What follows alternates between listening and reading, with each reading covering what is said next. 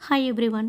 ఈసారి మా ఇంట్లో మేమైతే మామిడికాయ పచ్చడి అనేది అల్లం మామిడికాయ పచ్చడి పెట్టుకున్నామండి 4 కేజెస్.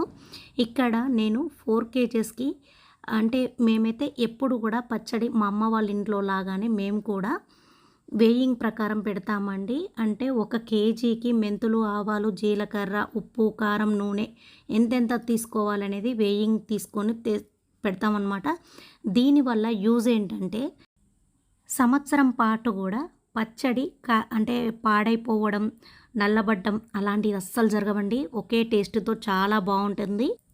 4 కేజెస్ ముక్కలకి అంటే ఒక్కొక్క కేజీకి జీరా, ఆవాలు, మెంతులు, తర్వాత ఉప్పు, కారం, ఆయిల్ అన్నీ కూడా ఎంతెంత తీసుకోవాలో కూడా ప్రతిదీ మెన్షన్ చేశానండి.